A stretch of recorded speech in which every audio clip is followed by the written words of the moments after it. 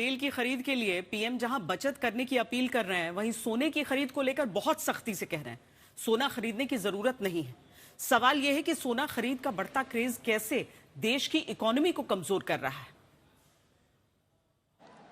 मेरे देश के उन 1 करोड़ परिवारों को सर झुका करके नमन करना चाहता हूं। करीब 1 करोड़ 10 लाख से भी ज्यादा ऐसे परिवार हैं जिनको मैंने कहा था कि अगर आप खर्च कर सकते हो तो रसोई गैस की सब्सिडी क्यों लेते हो। मेरे देश के लोग कितने महान हैं। अगर कोई अच्छा काम हो तो सरकार से भी 2 कदम आगे जाकर के चलने के लिए तैयार रहते हैं। साल 2015 में प्रधानमंत्री नरेंद्र मोदी ने एलपीजी गैस पर सब्सिडी छोड़ने के लिए गिव इट अप अभियान शुरू किया। साल भर के भीतर 1 करोड़ 15 लाख उपभोक्ताओं ने तब प्रधानमंत्री के कहने पर अपनी मर्जी से एलपीजी गैस की सब्सिडी छोड़ दी। लोगों के इस त्याग ने सरकार के उस बड़े संकल्प को मजबूती दी, जिसके कारण आज 10 करोड़ से ज्यादा गरीब महिलाएं धुएं से मुक्त रसोई गैस का फायदा पा रही हैं। लेकिन सवाल है कि क्या ऐसा सोने को लेकर भी होगा, जिसका महिलाओं से ही सबसे ज्यादा गहरा रिश्ता है, जिसका हिस्सा महिलाओं की पूंजी में सबसे ज्यादा है। सवाल है कि जो सोना समृद्धि का प्रतीक माना जाता है, उसकी खरीद साल भर तक लोग ना करें, ऐसी मांग प्रधानमंत्री की तरफ से क्यों की जा रही है। एक जमाना था जब संकट आता था, कोई युद्ध होता था, तो लोग देश हित में सोना दान दे देते थे। आज दान की जरूरत नहीं है, लेकिन देश हित में हमको ये तय करना पड़ेगा कि साल भर तक घर में कोई भी फंक्शन हो, कोई भी कार्यक्रम हो, हम सोने के गहने नहीं खरीदेंगे, सोना नहीं खरीदेंगे। सवाल है कि ऐसा क्या हो गया जिसकी वजह से प्रधानमंत्री मोदी को साल भर तक सोने की खरीद से परहेज करने की अपील करनी पड़ी। और अगर उनकी अपील पर 1 साल तक भारत के लोग सोना नहीं खरीदे तो उससे भारत को कितनी बचत होगी। भारत में हर साल सोने के आयात पर लाखों करोड़ रुपए खर्च हो रहे हैं। साल 2024 से 25 में यह आंकड़ा 4.89 लाख करोड़ रुपए था, जो साल 2025-26 में 6.40 लाख करोड़ रुपए तक जा पहुंचा। वर्ल्ड गोल्ड काउंसिल की ताजा रिपोर्ट कहती है कि 2026 की पहली तिमाही में भारत में निवेश के लिए सोने की मांग गहनों से भी ज्यादा है। मतलब सोना अब सिर्फ शादी ब्याह में खरीदने की जरूरी चीज से आगे बढ़कर निवेश का भी हिस्सा हो गया, जिसकी कीमत 5 साल में 3 गुना बढ़ गई और इसकी खरीदारी को लेकर नए सिरे से लोगों की दिलचस्पी देखी जा रही है। वर्ल्ड गोल्ड काउंसिल के मुताबिक भारत दुनिया में सोने का दूसरा सबसे बड़ा खरीदार है। ग्लोबल डिमांड में भारत की हिस्सेदारी 26% है, जो भारत से कई गुना बड़ी अर्थव्यवस्था वाले चीन से सिर्फ 2% कम है।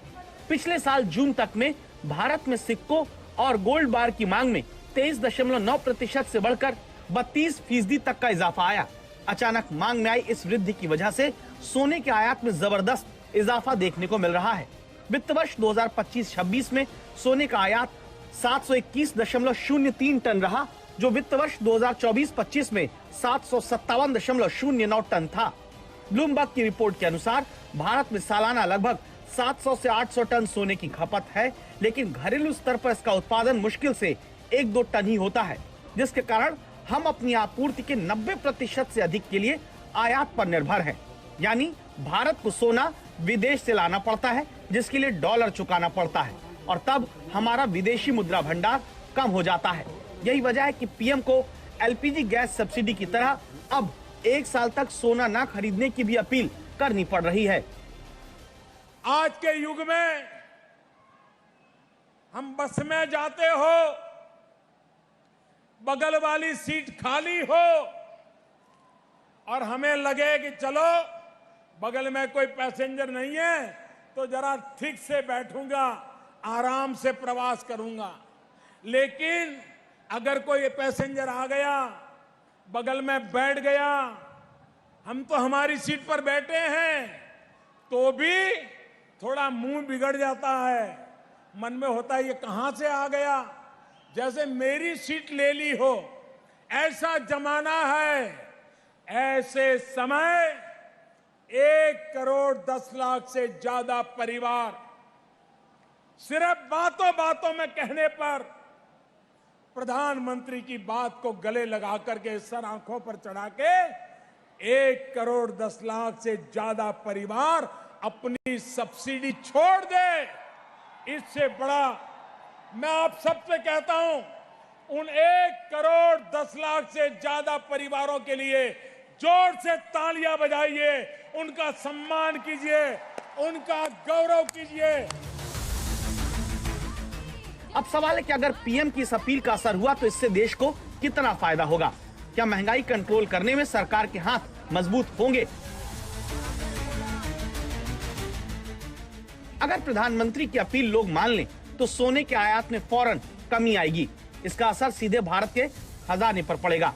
अगर सोने के आयात में 30 से 40% की गिरावट आती है तो देश को लगभग 20 से 25 बिलियन डॉलर की बचत होगी। अगर सोने के आयात में 50% की गिरावट आती है तो 36 अरब डॉलर की बचत होगी। अगर पीएम की बात मानते हुए भारतीय एक साल तक सोना खरीदने से परहेज करते हैं तो 72 बिलियन डॉलर की बचत होगी, जो 6,84,000 करोड़ रुपए होता है। इस तरह सिर्फ एक साल तक सोने की नहीं खरीद करने से कुल विदेशी मुद्रा भंडार के 8% के बराबर विदेशी मुद्रा बचाई जा सकेगी। लेकिन इससे बड़ी बात यह है कि ऐसा होने पर चालू बचत खाते का आधा हिस्सा कवर हो जाएगा, जिसके 2026 में 84.5 बिलियन डॉलर तक पहुंचने का अनुमान है। तो कुल मिला के स्थिति ये है कि हमारी आयात पे निर्भरता बहुत ज्यादा है और उस हिसाब से हमारा एक्सपोर्ट नहीं होता। इस कारण हमारे जो डॉलर की रिक्वायरमेंट है वो लगातार बढ़ रही है, सप्लाई नहीं है, जिसके कारण रुपए पे दबाव पड़ता है और उसका असर आज ईरान वॉर के बाद हमें और ज़्यादा देखने को मिल रहा है। ये हमारे यहाँ सोने का प्रोडक्शन नहीं होता है, लेकिन कंजम्पशन बहुत होता है। जितना हम एक्सपोर्ट करते हैं या डोमेस्टिक मार्केट में कंज्यूम होता है वो सब आयातित सोना है। हमारे यहाँ पे हम इंजीनियरिंग प्रोडक्ट्स बना सकते हैं, टेक्सटाइल बना सकते हैं, फार्मास्यूटिकल पे काम कर सकते हैं, वैल्यू एडेड एग्रीकल्चर प्रोडक्ट बना सकते हैं। हमें उसके लिए गुणवत्ता बढ़ानी पड़ेगी, उनकी क्वालिटी इंप्रूव करनी पड़ेगी, उनकी कॉस्ट ऑफ प्रोडक्शन कम करने के लिए कानूनों को बदलना होगा। तो सरकार का सिरदर्द अगर सोने के आयात की वजह से कम नहीं हुआ तो सोने में निवेश करने वाले, गहने जेवर बनाने वाले आम लोग ही महंगाई से सबसे ज्यादा प्रभावित होंगे। और ये मुसीबत तभी कम हो सकती है जब सोने की खरीद को लेकर मची होड़ पर भारत में लगाम लगे। पीएम मोदी बार बार जनता से अपील कर रहे हैं कि सोना मत खरीदो, क्योंकि इससे बहुत सा रुपया विदेश जा रहा है, इसे रोको।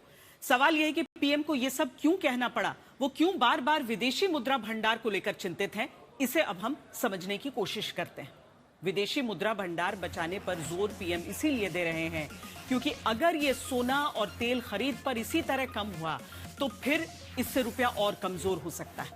अगर डॉलर के मुकाबले रुपया कमजोर हुआ तो फिर आयात महंगा होगा, महंगाई बढ़ेगी। विदेशी मुद्रा भंडार कम होने से विदेशी निवेशकों का भरोसा भी कम होता है, विदेशी निवेशक निवेश करने से बचते हैं। अब इस बात को और गहराई से समझते हैं। आपने ये तो समझ लिया कि विदेशी मुद्रा भंडार कम होने से रुपया गिरेगा, इससे आरबीआई की दखल देने की क्षमता कम होगी। जितना विदेशी मुद्रा भंडार कम होगा, रुपए को गिरने से बचाना आरबीआई की ताकत कम होगी। रुपया कमजोर होने से आयात भी महंगा होगा। ऐसा इसीलिए होगा क्योंकि तेल की खरीद के लिए ज्यादा डॉलर की जरूरत होगी। जब महंगा तेल खरीदा जाएगा तो देश में वो महंगा भी बिकेगा। रुपया कमजोर होने से आयात महंगा होगा। विदेशों से आने वाला कच्चा माल जो भारत के उद्योग धंधे चीजें बनाने में इस्तेमाल करते हैं, उनकी लागत बढ़ जाएगी, उनके लिए निर्यात करना मुश्किल होगा। घरेलू खपत भी कम होगी क्योंकि लोगों को ज्यादा पैसे चुकाने होंगे। विदेशी मुद्रा भंडार कम होने से महंगाई बढ़ेगी, आयात महंगा होने से लोगों को सामान महंगा मिलेगा, तेल के दाम बढ़ने से माल ढुलाई भी बढ़ जाएगी, खाने पीने की चीजें महंगी होंगी। आखिर में जब देश में महंगाई होने से खपत कम होगी, इसके अलावा विदेशी निवेशकों का भरोसा भी देश पर कम होगा। वो भारत में निवेश अपना जो निवेशक है वो पैसा निकालेंगे शेयर बाजार में, गिरावट जिससे आ सकती है। देखिए, हम बहुत सारी चीजें आयात करते हैं। करीब $250 बिलियन के आसपास की हम एनर्जी, जिसको हम कहते हैं पेट्रोलियम प्रोडक्ट, आयात करते हैं, फर्टिलाइजर आयात करते हैं, खाने का तेल आयात करते हैं। ये सब चीजें हैं एसेंशियल कमोडिटी, जिसके बगैर देश चल नहीं सकता, समाज चल नहीं सकता। लेकिन सोना एक ऐसी चीज है जिसके बगैर हम रह सकते हैं। इसीलिए प्रधानमंत्री जी ने ये कहा कि बाकी चीजें तो हम नहीं काट सकते, वो हमारी जरूरतें हैं, लेकिन सोना अगर हम कम खरीदेंगे तो करीब हम $50 बिलियन के आसपास हम हर साल सोना आयात करते हैं। अगर सोने के दाम बढ़ते हैं तो हमारी विदेशी मुद्रा की खपत और बढ़ जाती है। तो अगर हम एक साल सोना नहीं खरीदेंगे तो ये समझिए कि भारत में करीब 50 से 60 बिलियन डॉलर की विदेशी मुद्रा की बचत हो जाएगी। ये एक कंट्रीब्यूशन हो सकता है आम आदमी की तरफ से। इसीलिए प्रधानमंत्री जी ने कहा है कि अगर आप एक साल सोना ना खरीदें तो हमारे पास $50 बिलियन बच जाएगा, जिससे हम या तो खाने का तेल खरीद पाएंगे या फर्टिलाइजर खरीद पाएंगे, या जो महंगाई बढ़ रही है, हमें जो एक्स्ट्रा डॉलर की जरूरत है, वो हम सोना ना खरीद के जो बचेगा हम उससे बाकी जरूरतों की चीजें खरीद पाएंगे।